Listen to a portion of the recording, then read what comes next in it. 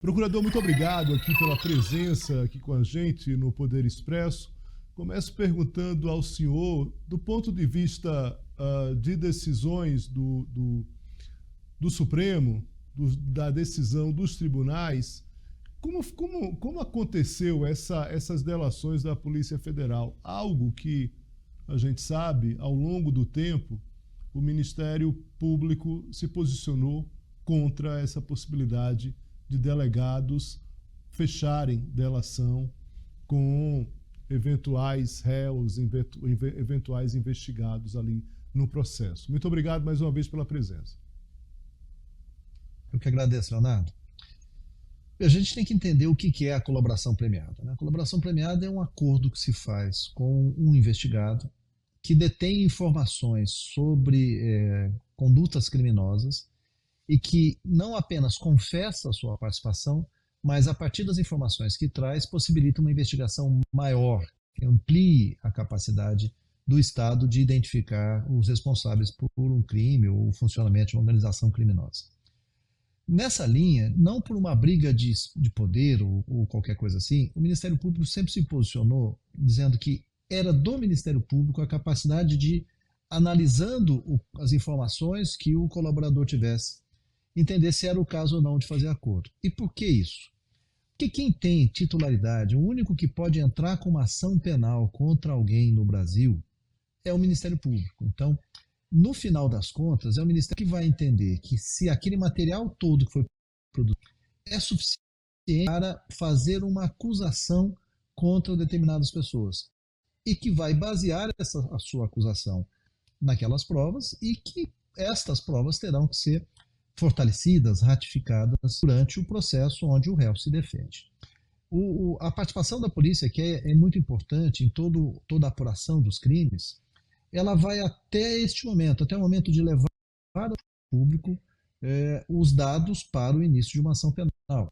No acordo, você analisa quais são as provas que estão sendo trazidas, quais são os elementos, o que aquilo inova em relação ao que já se sabe, e qual é a vantagem oferecida ao colaborador, que é um espaço grande de negociação. Você pode desde cogitar da possibilidade de não aplicação da pena, reconhecimento do crime, mas não aplicação da pena, até diminuição de pena, mudança no cumprimento de regime, são várias hipóteses. Então, quem pode oferecer efetivamente isso é o Ministério Público. Então, a nossa posição sempre foi: a operação premiada é fechada com o Ministério Público e levada ao Judiciário para homologação. O Supremo, todavia, entendeu diferente. O Supremo manteve uma leitura que é fruto do processo penal, que ser lá dos anos de 40, um momento em que não estava tão clara essa divisão de funções. A partir de 88, não há dúvida. Quem acusa por um crime no Brasil é o Ministério Público. O Supremo fez uma leitura dizendo: não, a polícia participa do processo de investigação, então ela também pode negociar a colaboração premiada, mas vai depender sempre de ouvir o Ministério Público e depois a autorização judicial. Esse é o quadro. Então, hoje, as decisões do Supremo, você pode ter uma colaboração premiada negociada diretamente com o Ministério Público ou pode ter uma colaboração premiada negociada pela autoridade policial. Só que essa autoridade policial não tem como garantir a entrega daquilo que prometeu, porque não é dela a decisão. Agora, isso não traz um problema para o próprio processo, para o próprio julgamento, também para a própria investigação, porque no final das contas, o que o senhor está dizendo é que o delegado não vai estar no último movimento, o delegado não vai estar presente. E o Ministério Público pode, a partir disso, dizer: não, olha, eu não vou garantir aqui a negociação anterior que os senhores da Polícia Federal fizeram. E, a depender da situação, aquela delação pode ser algo muito efetiva em relação à própria investigação.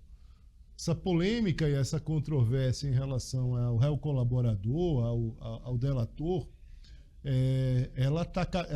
hoje está muito presente, principalmente por conta do ajudante de ordens, né? do Bolsonaro, o Major Cid. Queria que o senhor explicasse um pouco isso, porque efetivamente o Cid está garantindo informações, mas que no final das contas um procurador pode entender que o acordo, o que a Polícia Federal pode ter oferecido não valer de nada. É isso, procurador? No extremo Leonardo, você tem razão. E aí nós temos que ter muito cuidado. Esses instrumentos são instrumentos que a gente chama de instrumentos de incentivo. Né? Isso serve para a colaboração premiada no crime, isso serve para o acordo de leniência, quando a gente fala fora do crime, quando são as empresas que fazem.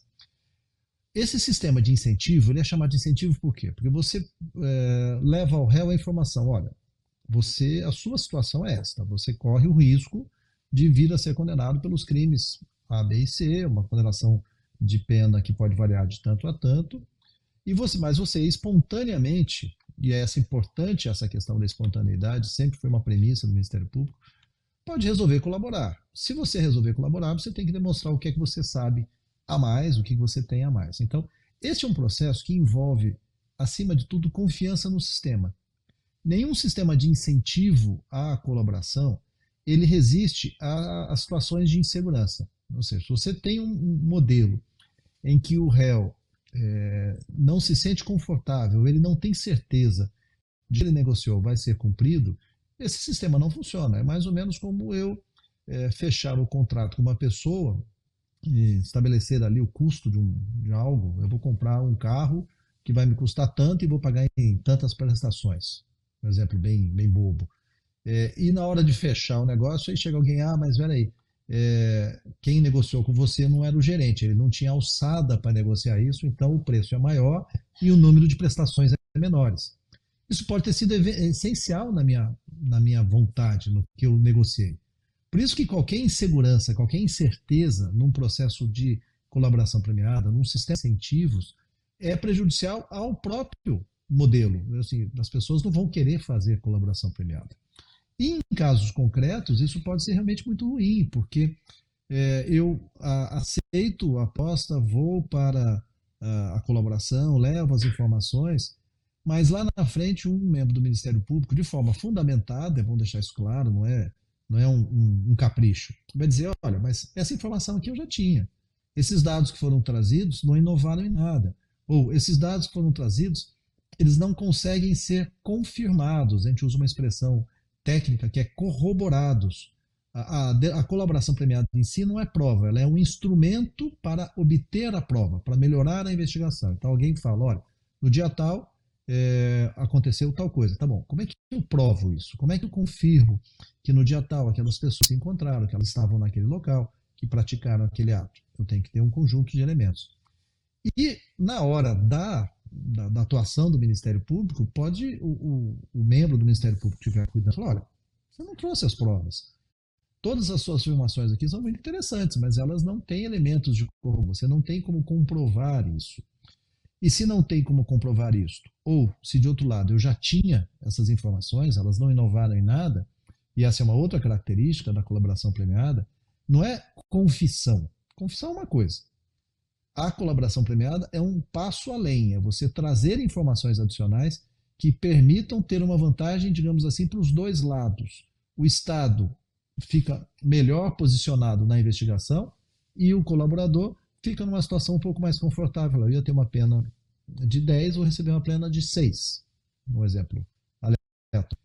Então, tudo isso coloca em risco os casos concretos, porque pode ser que nada nasça de concreto daquela colaboração premiada, mas tem um dado maior, que é mais preocupante. Isso coloca em risco o próprio sistema de colaboração premiada, porque as pessoas passam a desacreditar dele, passam a achar que não vale a pena, olha, não tem incentivo para colaborar, porque isso não há segurança.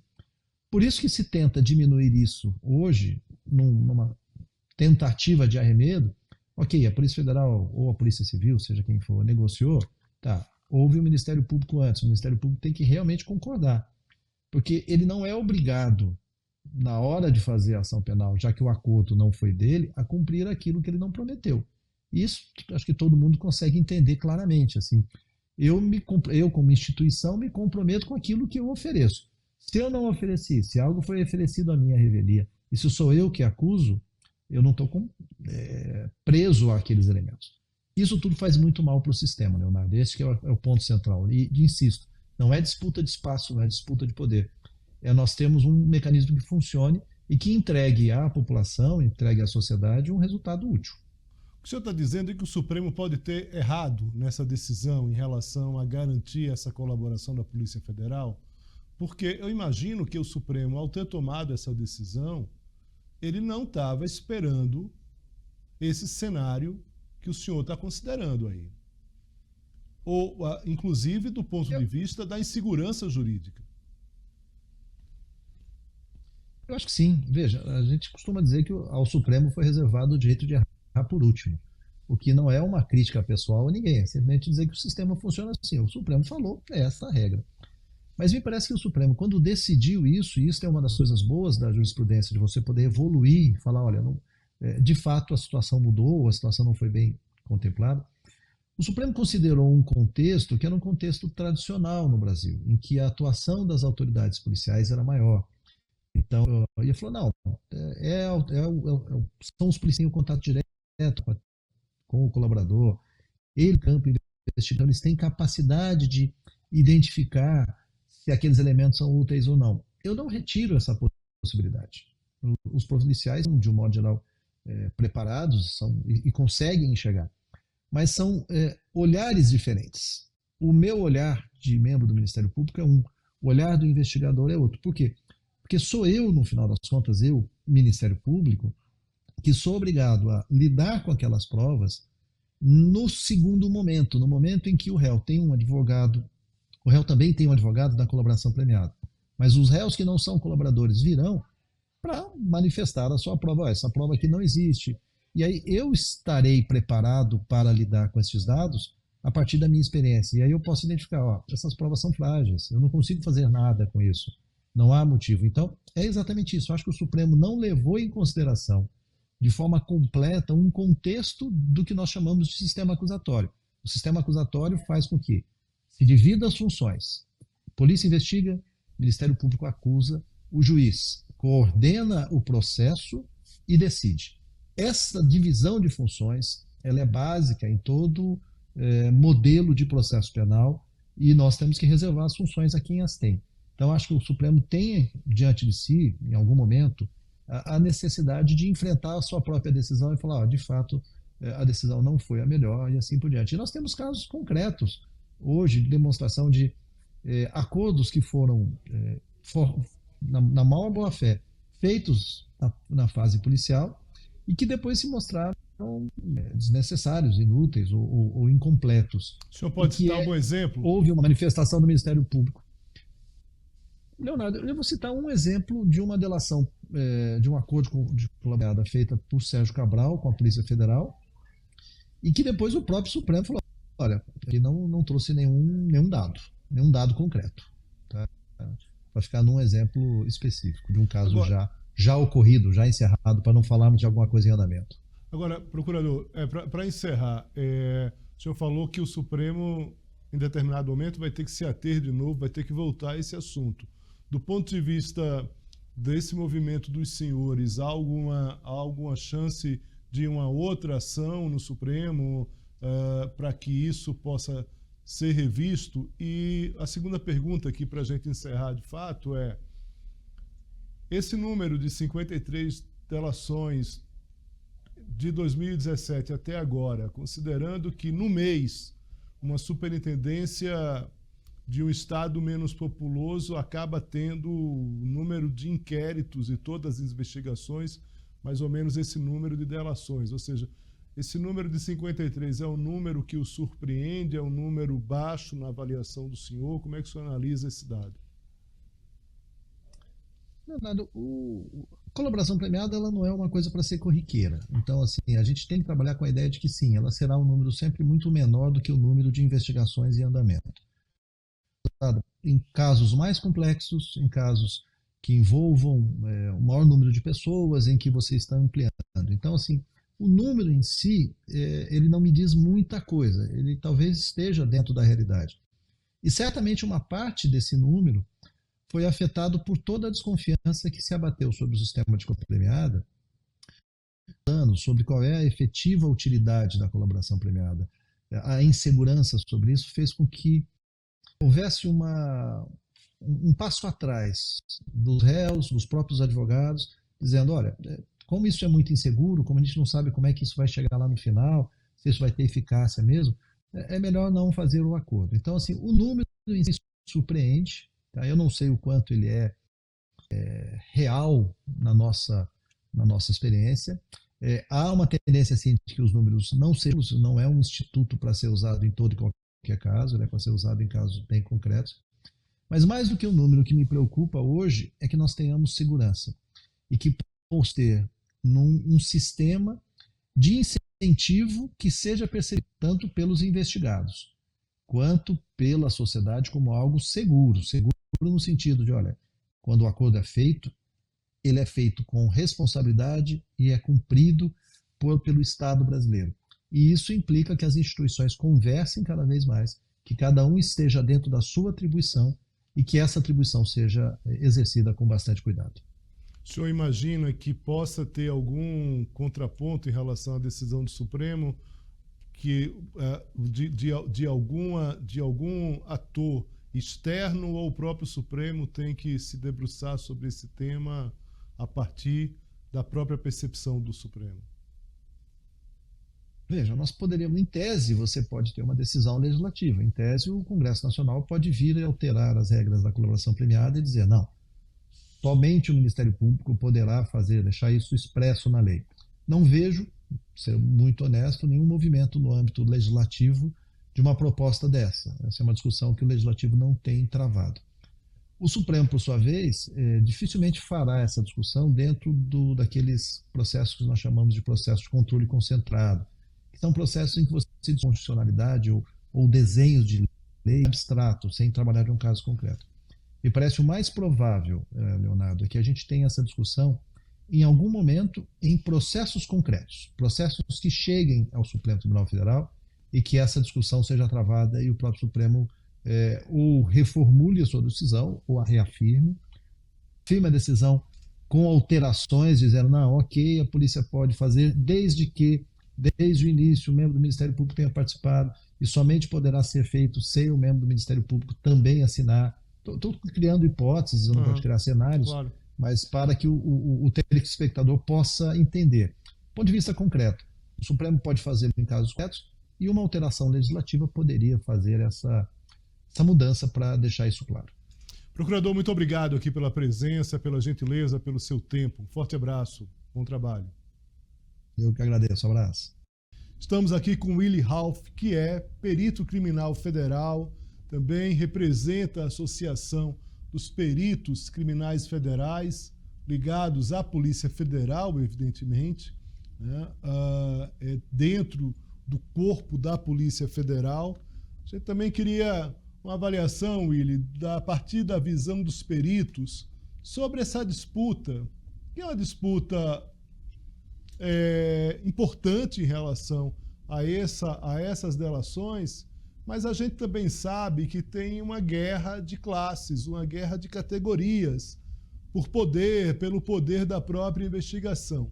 Como é que vocês, peritos federais criminais, que participam das investigações em vários momentos de forma determinante, eu estou falando aí de algumas investigações como 8 de janeiro, por exemplo, posso citar aqui várias, mas o 8 de janeiro é uma investigação emblemática da perícia da Polícia Federal, por tudo que fez, pela tecnologia usada, mas tem tantas outras investigações que a participação da perícia é muito importante. Queria saber a avaliação de vocês de como fica essa decisão do Supremo, que deu prerrogativas para a Polícia Federal fazer delações, mas, ao mesmo tempo, até hoje, o Ministério Público reclama dessa prerrogativa da Polícia Federal. Mais uma vez, muito obrigado aqui pela presença com a gente.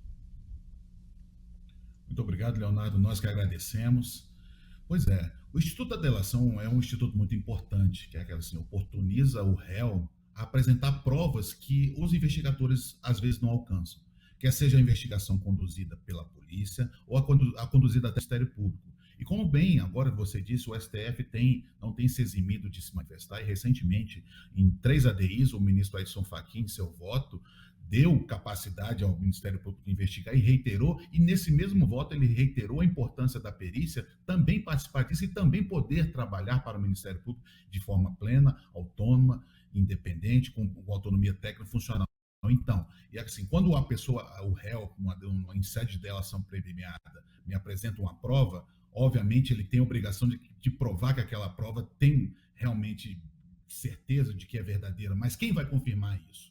O assistente técnico do Ministério Público, o agente de investigação? Não. Entendemos que a perícia é uma parte fundamental nisso, que é quem tem o dever legal, justamente a investidura legal e o compromisso legal. Inclusive, nós somos submetidos ao compromisso do CPP, que nós temos todos os impedimentos, inclusive de um juiz, de um procurador, e temos o compromisso com a verdade, com a materialidade, baseado em evidências, e analisar todo o corpo probatório, não só detalhe, e sermos imunes a qualquer viés de confirmação, quer seja de qualquer lado da investigação. Óbvio, a investigação de forma concorrente, Ministério Público e Polícia Federal, é um assunto muito amplo, cabe ainda muita discussão, mas o fim é sempre o mesmo, buscar-se um julgamento justo, e o julgamento justo faz parte disso, de analisar esse contexto probatório, e que esse contexto probatório apresentado, quer seja em sede de delação premiada, ou então levantado durante o curso do processo, seja um probatório fiel, e assim, analisado de forma exata, com base em elementos objetivos, tirando toda a subjetividade do caso, e é muito importante, e é aí que a perícia entra, e é aí que nós se apresentamos, e é aí que a gente, às vezes até pecam por prescindir disso, tanto às vezes o Ministério Público, tanto às vezes a investigação em si. O Ministério Público usa seu corpo assistente técnico, o delegado por vezes usa os seus investigadores, e às vezes esquecem que a perícia está lá e para isso, e nós temos o nosso dever de equidistância das partes. Nós estamos à mesma distância do Ministério Público, do réu, do juiz e do investigador policial. Então, nosso dever para com a sociedade, para com o processo, basicamente é esse. Muito bem. Agora, Willy, a gente conversou com o Ministério Público fala em relação às delações, diz, olha, no final das contas, não vai ser a polícia que vai estar lá na frente do juiz para garantir o acordado, o que foi firmado de acordo em relação ao delator. Pode ser que a gente considere efetivamente que em determinado momento aquele colaborador não colaborou tanto como a Polícia Federal está considerando, como o delegado da Polícia Federal que fechou o acordo está considerando. E não vou dar esses benefícios para esse delator. Me parece, Will, que tem uma questão aí que o Supremo inevitavelmente vai acabar tendo que se debruçar de novo, talvez num caso concreto, a partir, eventualmente, ali de uma delação da Polícia Federal, confirmada, assinada, chancelada pela Polícia Federal, que lá na ponta o Ministério Público não chancele. Como é que te parece isso? É complexo, porque assim, critérios objetivos realmente têm que ser adotados. A quantificação da importância daquelas provas trazidas ao bojo processual por um indiciado é muito relativo. Então, o investigador vai ter noção disso, mas até os acordos de leniência, por exemplo, em sede administrativa feitos pelo TCU, vão também na mesma linha, da linha de colaboração. Aí, mais quantificar e ordenar o quão isso foi proveitoso para o processo, quando isso foi imprescindível, é muito subjetivo. Aí vai caber à autoridade policial e até mesmo ao dono da ação penal, que é o Ministério Público, também ter ingerência nisso e junto ao magistrado, até por isso que eu acho que tem que ser um ato mais complexo, não depender apenas do delegado, da autoridade policial ou do Ministério Público, mas até mesmo do juiz, um ato conjunto, em que a opinião dos três, tanto porque, às vezes, para alguns atos processuais, exige o ato composto, por exemplo, a quebra de um sigilo fiscal, um sigilo telemático, é uma ação conjunta. A autoridade policial pede, o Ministério Público concorda e o juiz autoriza. Por que não uma delação premiada também não pode ser uma atividade complexa e até os três se manifestarem nos processos e chegarem a um critério objetivo e comum, porque a finalidade do processo é chegar-se no final ou num julgamento ou numa absolvição. Então, assim, o mais importante às vezes se perde no caminho, que é justamente a conclusão do processo. Isso aí realmente é muito ruim. Muito bem. Willy Ralph, muito obrigado aqui pela presença aqui no Poder Expresso. Agradeço muito aqui, uma boa sexta-feira para você, um bom trabalho. Até a próxima. Espero encontrá-lo outras vezes aqui com a gente no Poder Expresso. Forte abraço. Eu que agradeço, Léo. Conte conosco sempre. Um bom final de semana. Até mais. O acordo de colaboração premiada é um negócio jurídico processual e um meio especial de obtenção de prova. Portanto, ele tem que ser usado com muita parcimônia. Ele não pode ser um instrumento banalizado. Por isso, a cautela dos delegados de polícia na análise dos casos criminais que vão fazer uso dessa importante avença. De um lado, é preciso a voluntariedade do colaborador, que tem que estar assistido por advogado, e do outro, a gente precisa avaliar se essas informações que o colaborador pretende trazer são efetivas para a desarticulação da organização criminosa. Então, essa balança avaliada pelo delegado de polícia para, ao fim e ao cabo, firmar ou não o acordo de colaboração premiada. A legitimidade do delegado de polícia para firmar acordo de colaboração premiada é outorgada pela Lei 2.850 de 2013 e já foi referendada pelo Supremo Tribunal Federal nos autos da ação direta de inconstitucionalidade 5508. O Supremo decidiu que o delegado tem a legitimidade para firmar o acordo e que o parecer do Ministério Público é meramente opinativo. Portanto, o juiz vai decidir livremente se homologa ou não o acordo de colaboração premiada, independentemente do posicionamento do Ministério Público. É verdade que houve uma anulação de acordo de colaboração premiada firmada por delegados de polícia, em face ali de uma colaboração prestada por um ex-governador, mas esse caso foi apenas uma distinção, portanto, a análise de um caso concreto que em nada mudou o entendimento do Supremo Tribunal Federal nos autos da ação direta de inconstitucionalidade 5508. Portanto, o delegado continua parte legítima para firmar acordo de colaboração premiada e o parecer do Ministério Público permanece opinativo, já que, obviamente, o delegado de polícia tem uma importância muito grande na análise da viabilidade do acordo de colaboração premiada, porque, afinal, ele é o presidente da investigação pré-processual. Ele vai presidir o inquérito policial. Então, ninguém melhor do que o presidente das investigações para decidir se o acordo é ou não um meio efetivo para elucidar aquele caso criminal e desarticular